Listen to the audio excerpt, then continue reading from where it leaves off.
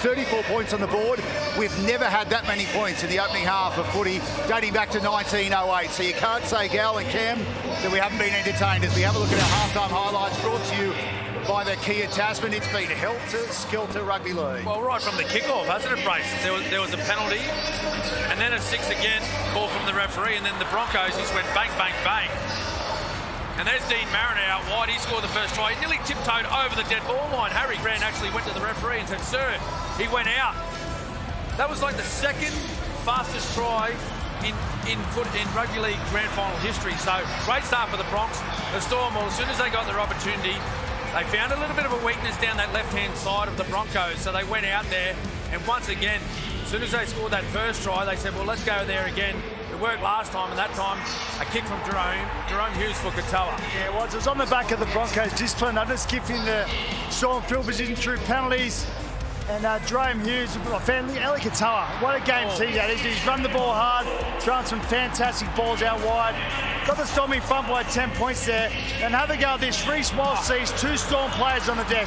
Knows there's got to be space somewhere, but just says, give me the ball, get out of my way, and just takes the whole team on his own. He beats 5 players to get over the try line to bring the Broncos right back in the match. Well, then it was Jerome Hughes once again. Whenever a big moment comes in a match, he's there, right foot. A little bit lazy on the inside, the Broncos there, and he gets over for a try just before half-time. They're in a commanding position. They've got a great lead at the moment, the Storm. There's the numbers that matter at the 40-minute mark. Gee, Gus, Jenica, we're in for an epic second 40 here at a call. Yes, we certainly are, James. But look, Gus, the Broncos, they have found themselves in this position, trailing at halftime on 9 occasions already this season. And on 4 of those ones, they've actually managed to fight their way back and come out with the victory. So what caught your eye in that first 40 minutes? Yeah, 12 months ago, Danica, the Melbourne Storm came here and played against the Panthers. And they never looked like scoring a try in 80 minutes of football. They scored 1 try early from dummy half, never looked like scoring again. In review of that match, they went away and their champion spine said, that's on us. We didn't play our game. We never got our football on. The whole last 12 months is about getting here in this day to be able to move the ball around no matter who they played and score points. And that's what they've done. They've scored 4 tries already, and I get the feeling they can score whenever they want or whenever they're going to need points. The problem is that they've only had to defend their goal line a couple of times, and Reece Walsh has torn them apart. He tore them apart the first couple of minutes of the game with a brilliant pass out on the wing here to Dean Mariner. Look at the balance here and throwing the pass off the wrong leg. He's been absolutely brilliant with his ball playing and his incision, but they can only do it at your end of the field. The best defence against that is to keep the Broncos up their end of the field. They can't beat you from down there. If they get down here, this sort of awareness, this power, this absolute confidence in his own ability comes to the fore. Yeah, the Broncos can get out of this.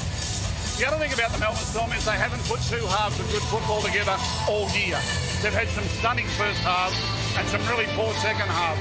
So this team will believe they're still in it. As you said, they've come from behind a number of times. They know they've got the firepower, but they've got to get down the Storm's end of the field. The Storm, this is 12 months in the making. Well, with just 10 points of difference at the break, James, you get the sense that anything could unfold in this second half. Yes, let's go, Jenica and Gus, thank you. And of course, the NRL Grand Final isn't the only major event that we are proud to bring you here on Nine's Wide World of Sports.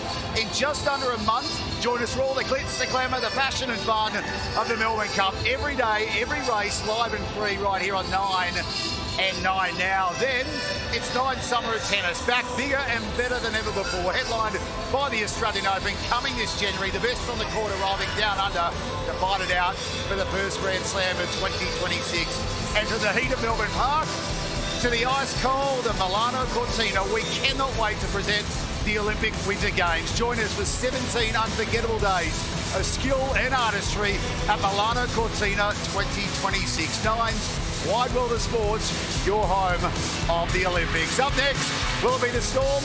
Will it be the Broncos? We're 40 minutes away from finding out. It's a 2025 decider, and you're watching exclusive, live and free on 9 and 9 Now.